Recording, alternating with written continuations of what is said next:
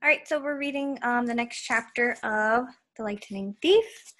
And last time we read about how Percy got himself into a little trouble.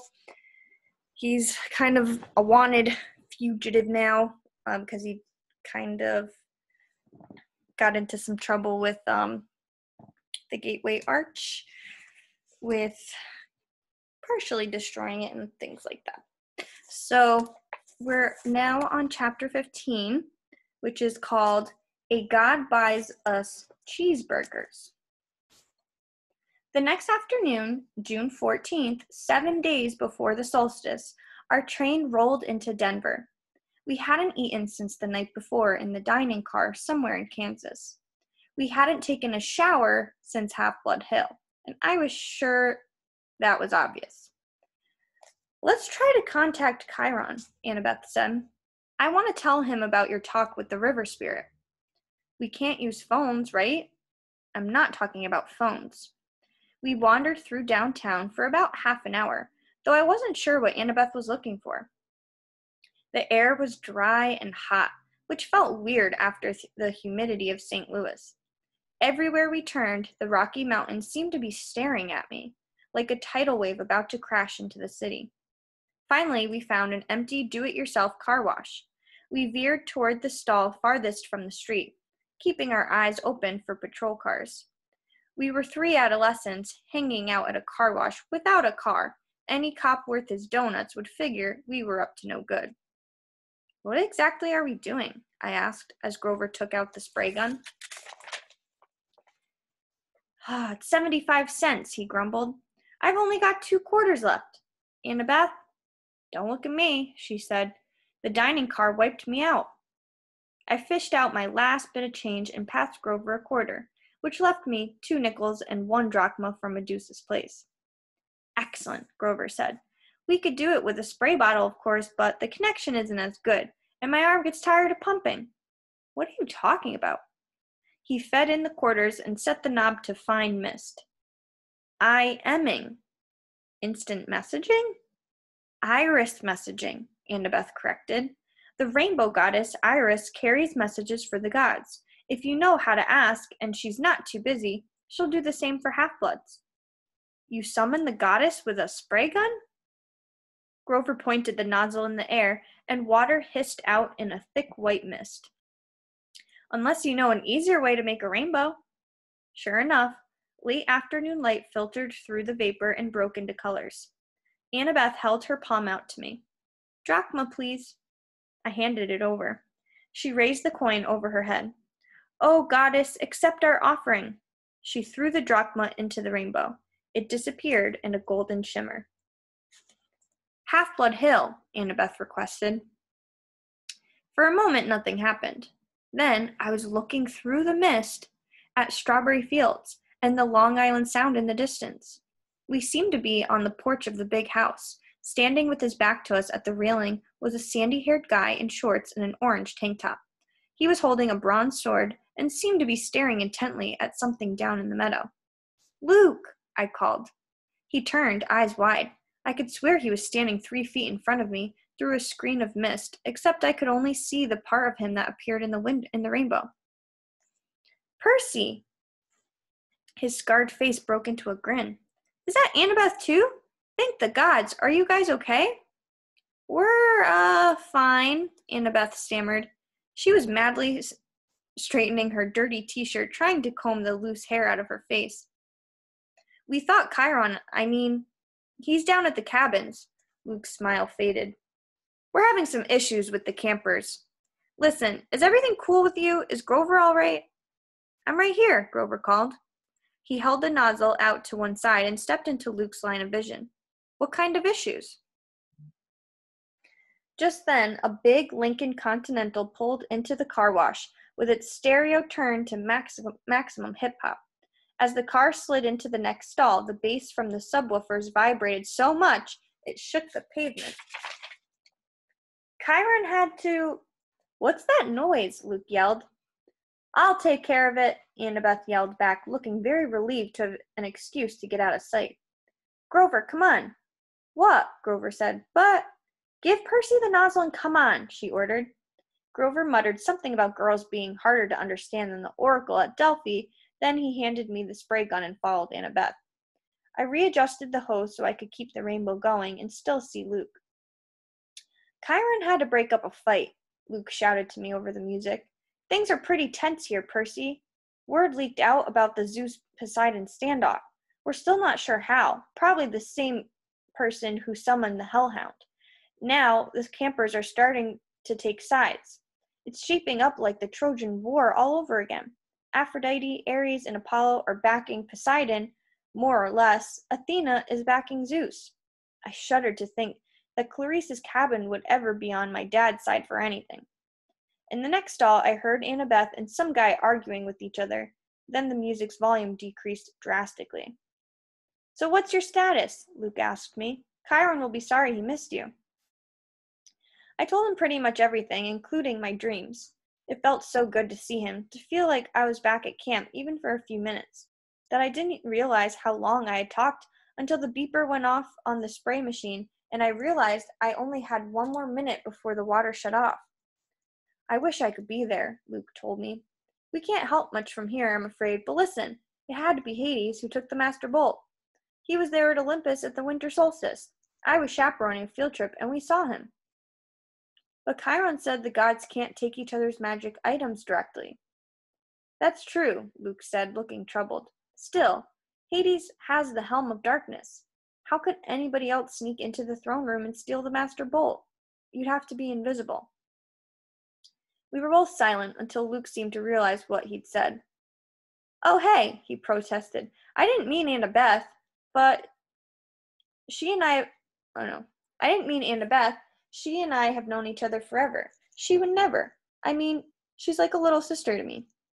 I wondered if Annabeth would like that description. In the stall next to us, the music stopped completely. A man screamed in terror, car doors slammed, and the Lincoln peeled out of the car wash. You better go see what that was, Luke said. Listen, are you wearing the flying shoes? I'll feel better if I know they've done you some good. Oh, yeah. I try not to sound like a guilty liar. Yeah, they've come in handy. Really? He grinned. They fit in everything? The water shut off. The mist started to evaporate. Well, take care of yourself out there in Denver, Luke called, his voice getting fainter. And tell Grover it'll be better this time. Nobody will be turning into a pine tree if he just... But the mist was gone, and Luke's image faded to nothing. I was alone in a wet, empty car wash stall. Annabeth and Grover came around the corner, laughing, but stopped when they saw my face. Annabeth's smile faded. What happened, Percy? What did Luke say? Not much, I lied, my stomach feeling as empty as a big three cabin. Come on, let's find some dinner. A few minutes later, we were sitting at a booth in a gleaming chrome diner. All around us, families were eating burgers and drinking malts and sodas. Finally, the waitress came over. She raised her eyebrow, skeptically. Well, I said, we, want to order dinner. You kids have money to pay for it? Grover's lower lip quivered. I was afraid he would start bleeding or worse, start eating the linoleum. Annabeth looked ready to pass out from hunger.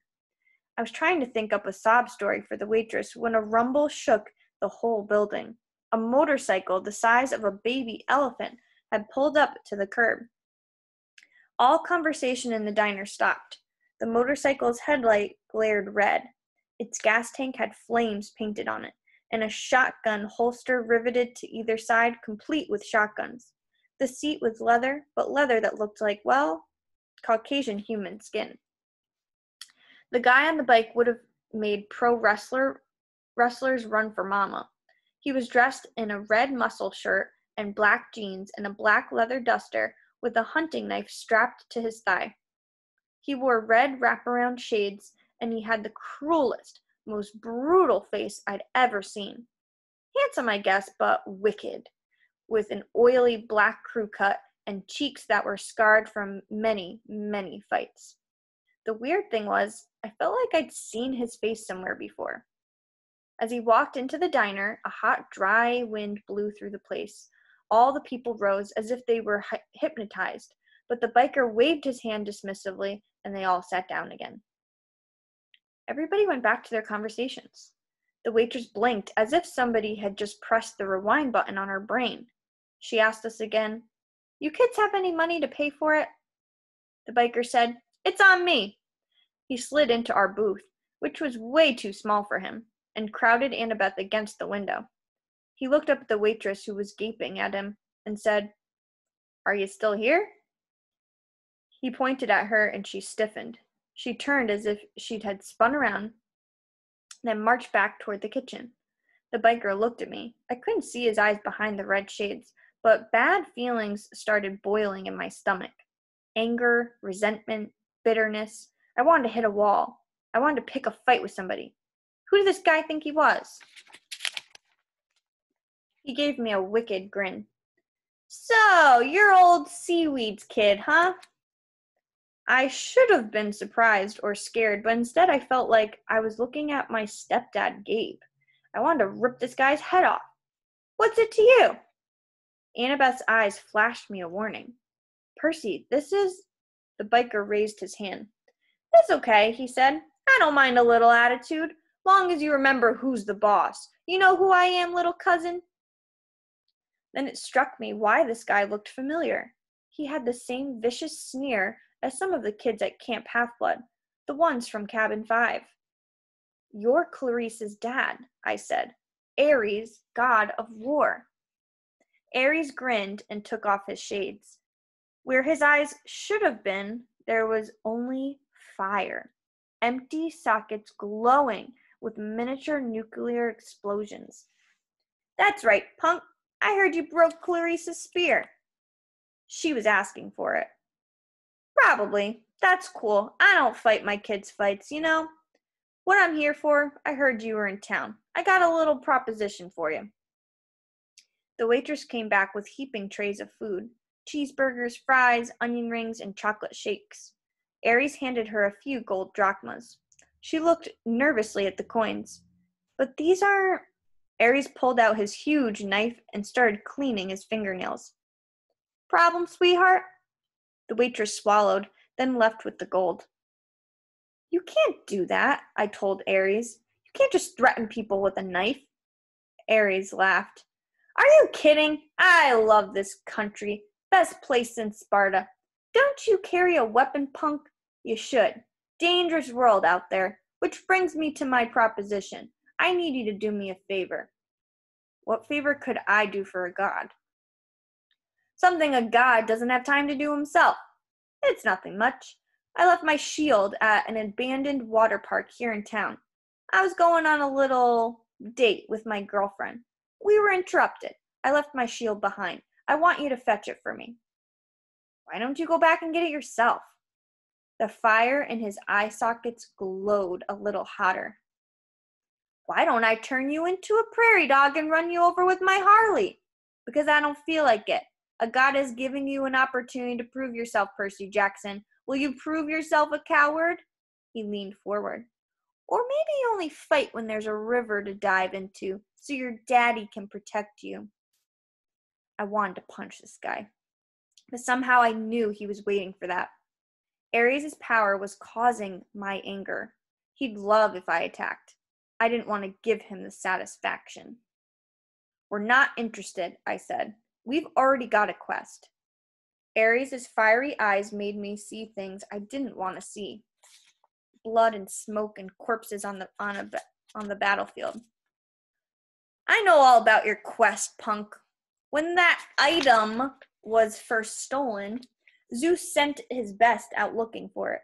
Apollo, Athena, Artemis, and me, naturally. If I couldn't sniff out a weapon that powerful..." He licked his lips as if the very thought of the master bolt made him hungry.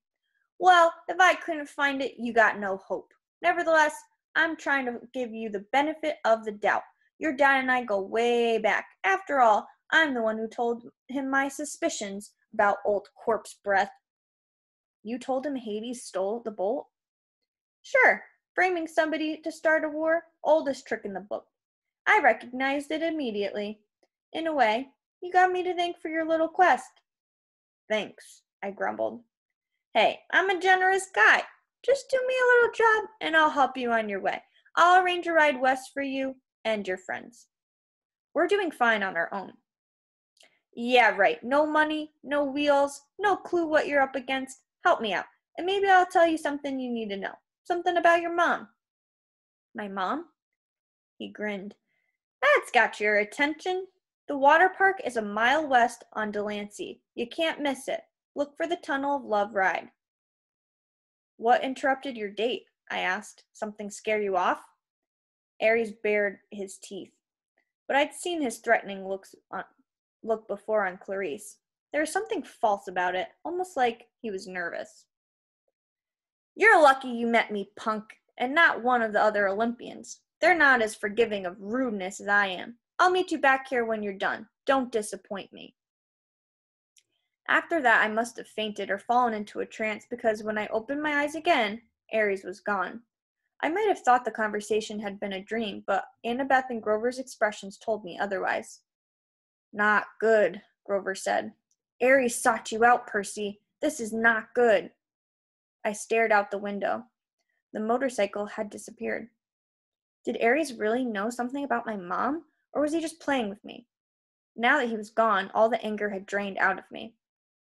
I realized Aries must love to mess with people's emotions.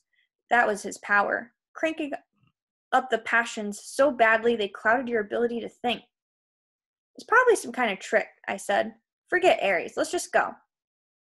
We can't, Annabeth said. Look, I hate Aries as much as anybody, but you don't ignore the gods unless you want serious bad fortune. He wasn't kidding about turning you into a rodent. I looked down at my cheeseburger, which suddenly didn't seem so appetizing. Why does he need us? Maybe it's a problem that requires brains, Annabeth said.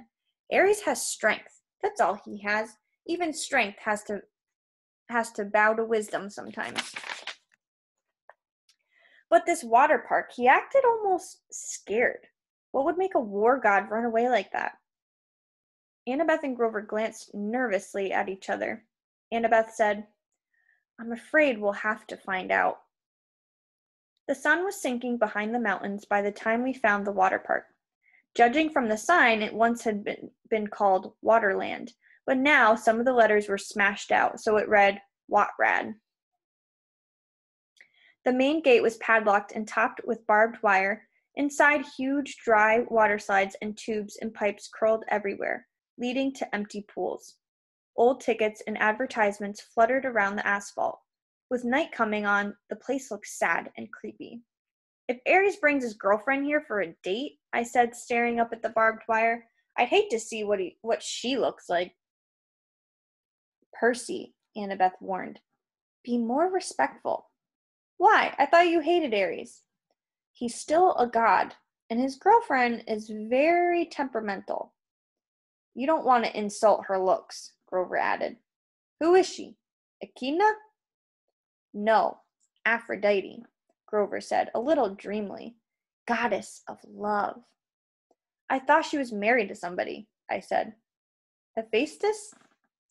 What's your point? He asked. Oh, I suddenly felt the need to change the subject. So, how do we get in? Maya! Grover's shoes sprouted wings. He flew over the fence, did an unintended somersault in midair, then stumbled to a landing on the opposite side. He dusted off his jeans as if he'd planned the whole thing. You guys coming? Annabeth had to climb the old-fashioned way, holding down the barbed wire for each other as we crawled over the top.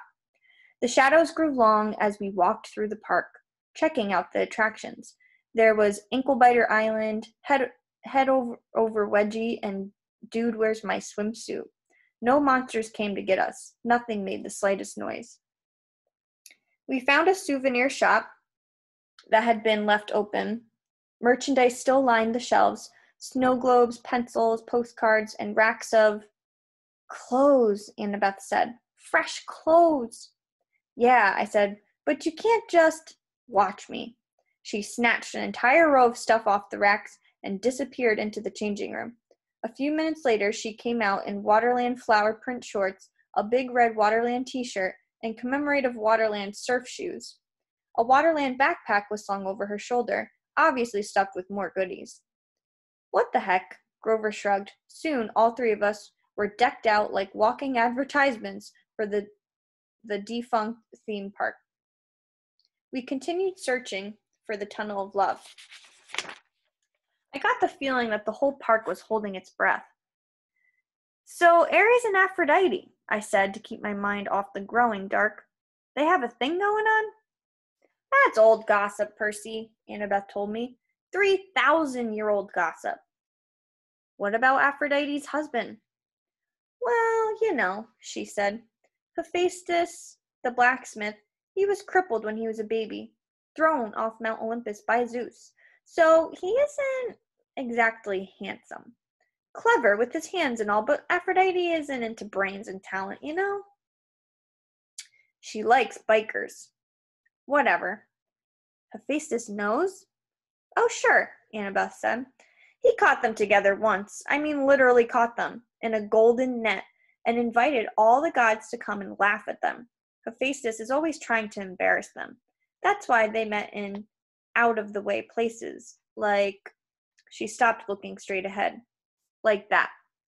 In front of us was an empty pool that would have been awesome for skateboarding. It was at least 50 yards across and shaped like a bowl. Around the rim, a dozen bronze statues of Cupid stood guard with wings spread and bows ready to fire. On the opposite side from us, a tunnel opened, probably where the water flowed into when the pool was full. The sign above it read, "Thrill Ride of Love. This is not your parents' tunnel of love." Grover crept toward the edge. Guys, look. Marooned at the bottom of the pool was a pink and white two-seater boat with a canopy over the top and little hearts painted all over it. In the left seat, glinting in the fading light, was Ares' shield, a polished circle of bronze. This is too easy, I said. So we just walk down there and get it? Annabeth ran her fingers along the base of the nearest Cupid statue. There's a Greek letter carved here, she said. Edda, I wonder. Ada? I think it's Ada. I wonder. Grover, I said, you smell any monsters? He sniffed the wind. Nothing. Nothing like in the arch and you didn't smell echidna, nothing, or really nothing? Grover looked hurt. I told you that was underground. Okay, I'm sorry. I took a deep breath. I'm going down there. I'll go with you. Grover didn't sound too enthusiastic, but I got the feeling he was trying to make up for what had happened in St. Louis. No, I told him, I want you to stay on top with the flying shoes. You're the Red Baron, a flying ace, remember? I'll be counting on you for backup, in case something goes wrong. Grover puffed up his chest a little. Sure. But what could go wrong? I don't know. Just a feeling. Annabeth, come with me. Are you kidding? She looked at me as if I'd just dropped from the moon. Her cheeks were bright red. What's the problem? I demanded. Me go with you to the thrill ride of love? How embarrassing is that? What if somebody saw me? Who's going to see you? But my face was burning now, too.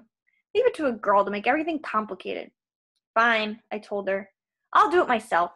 But when I started down the side of the pool, she followed me, muttering about how boys always messing things up. We reached the boat. The shield was propped on one seat, and next to it was a lady's silk scarf. I tried to imagine Ares and Aphrodite here, a couple of gods meeting in a junked-out amusement park ride. Why? Then I noticed something I hadn't seen from up top. Mirrors, all the way around the rim of the pool, facing this spot. We could see ourselves no matter which direction we looked. That must be it. While Ares and Aphrodite were smooching with each other, they could look at their favorite people, themselves. I picked up the scarf. It shimmered pink, and the perfume was indescribable. Rose, or mountain laurel, something good. I smiled, a little dreamy, and was about to rub the scarf against my cheek when Annabeth ripped it out of my hand and stuffed it in her pocket. Oh, no, you don't. Stay away from that love magic. What? Just get the shield, seaweed brain, and let's get out of here. The moment I touched the shield, I knew we were in trouble. My hand broke through something that had been connecting to the dashboard. A cobweb, I thought, but then I looked at a strand of it on my palm and saw it was some kind of metal filament, so fine it was almost invisible. A tripwire. Wait, Annabeth said. Too late. There's another Greek letter on the side of the boat. Another Ada. This is a trap. Noise erupted all around us, of a million gears grinding, as if the whole pool were turning into one giant machine. Grover yelled, "Guys!" Up on the rim, the Cupid statues were drawing their bows into firing position. Before I could suggest taking cover, they shot, but not at us. They fired at each other across the rim of the pool. Silky cables trailed from the arrows, arcing over the pool and anchoring where they landed to form a huge golden asterisk. Then smaller metallic threads started weaving together magically between the main strands, making a net. "We have to get out," I said. "Duh," Annabeth said. I grabbed the shield and we ran, but going up the slope of the pool was not as easy as going down. "Come on," Grover shouted. He was trying to hold open a section of the net for us, but wherever he touched it, the golden threads started to wrap around his hands. The Cupid's heads popped open. Out came video cameras. Spotlights rose up all around the pool, blinding us with illumination, and a loudspeaker voice boomed, "Live to Olympus in 1 minute, 59 seconds, 58. Hephaestus!" Annabeth screamed. "It's so stupid." Or, "I'm so stupid. Ada is H. He made this trap to catch his wife with Ares. Now we're going to be broadcast live to Olympus and look like absolute fools." We'd almost made it to the rim when the row of mirrors opened like hatches and thousands of tiny metallic things poured out. Annabeth screamed. It was an army of wind-up, creepy crawlies, bronze gear bodies, spindly legs like pincer mouths, all scuttling toward us in a wave of clacking, whirring metal. "Spiders!" Annabeth said. Ah! I'd never seen her like this before. She fell backward in terror and almost got overwhelmed by the spider robots before I pulled her up and dragged her back toward the boat. The things were coming out from all around the rim now, millions of them, flooding toward the center of the pool, completely surrounding us. I told myself they probably weren't programmed to kill, just corral us and bite us and make us look stupid. Then again, this was a trap meant for gods, and we weren't gods. Annabeth and I climbed into the boat. I started kicking away the spiders as they swarmed aboard. I yelled at Annabeth to help me, but she was too paralyzed to do much more than scream. 30, 29, called the loudspeaker. The spiders started spitting out strands of metal thread, trying to tie us down. The strands were easy enough to break at first, but there were so many of them, and the spiders just kept coming. I kicked one away from Annabeth's leg, and its pincers took a chunk out of my new surf shoe. Grover hovered above the pool in his flying sneakers, trying to pull the net loose, but it wouldn't budge. Think, I told myself, think. The Tunnel of Love entrance was under the net. We could use it as an exit, except that it was blocked by a million robot spiders. 15, 14, the loudspeaker called. Water, I thought. Where does the ride's water come from?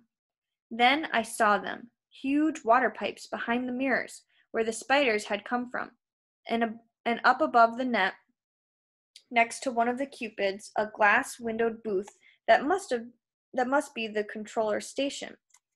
Grover, I yelled, get into that booth. Find the on switch. But do it. It was a crazy hope, but it was our only chance. The spiders were all over the prow of the boat now.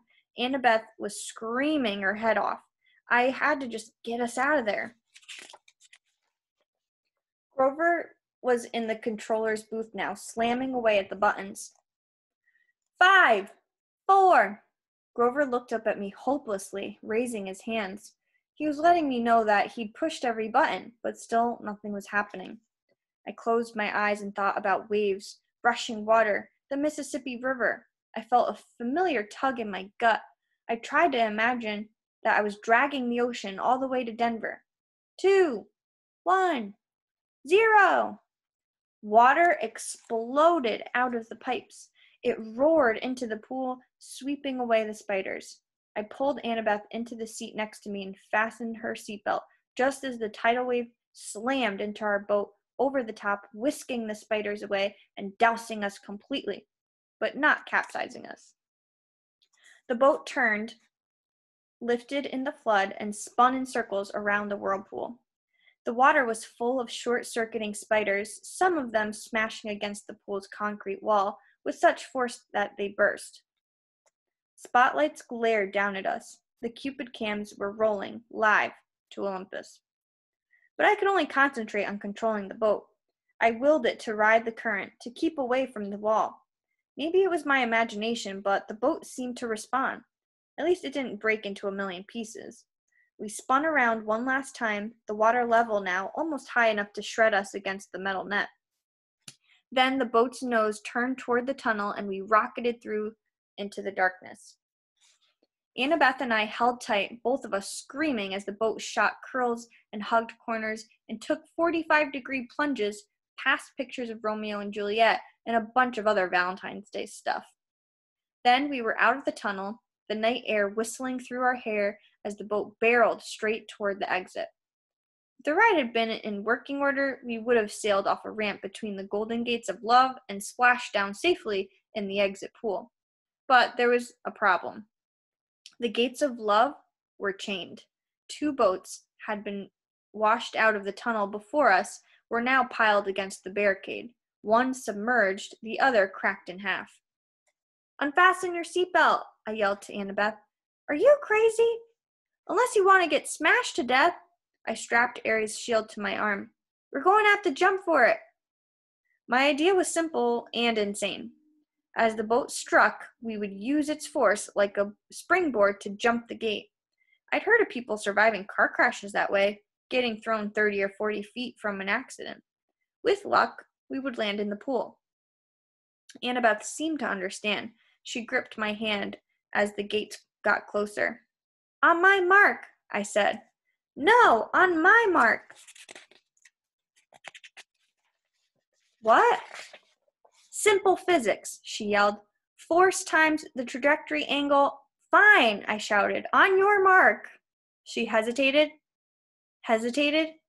then yelled, "Now!" Crack! Annabeth was right. If we jumped when I thought we should have, we would have crashed into the gates. She got us maximum lift. Unfortunately, that was a little more than we needed. Our boat smashed into the pileup, and we were thrown into the air, straight over the gates, over the pool, and down toward solid asphalt. Something grabbed me from behind. Annabeth yelled, "Ouch!" Grover! In midair, he had grabbed me by the shirt and Annabeth by the arm and was trying to pull us out of the crash landing, but Annabeth and I had all the momentum. "You're too heavy," Grover said. "We're going down." We spiraled toward the ground, Grover doing his best to slow the fall. We smashed into a photo board, Grover's head going straight into the hole where tourists would put their faces, pretending to be Nunu the friendly whale. Annabeth and I tumbled to the ground, banged up but alive. Aries' shield was still on my arm. Once we caught our breath, Annabeth and I got Grover out of the photo board and thanked him for saving our lives. I looked back at the thrill ride of love. The water was subsiding. Our boat had been smashed to pieces against the gates. 100 yards away at the entrance pool, the Cupids were still filming. The statues had swiveled so that their cameras were trained straight on us, the spotlights in our faces. "Show's over," I yelled. "Thank you. Good night." The Cupids turned back to their original positions. The lights shut off. The park went quiet and dark again, except for the gentle trickle of water into the thrill ride of love's exit pool. I wondered if Olympus had gone to a commercial break, or if our ratings had been any good. I hated being teased. I hated being tricked, and I had plenty of experience handling bullies who liked to do that stuff to me. I hefted the shield on my arm and turned toward my friends. We need to have a little talk with Aries. That's the end of chapter 15. The next chapter is going to be called We Took a Zebra to Vegas. I love the titles of these chapters. They're always silly. So I hope you enjoyed this chapter. Another exciting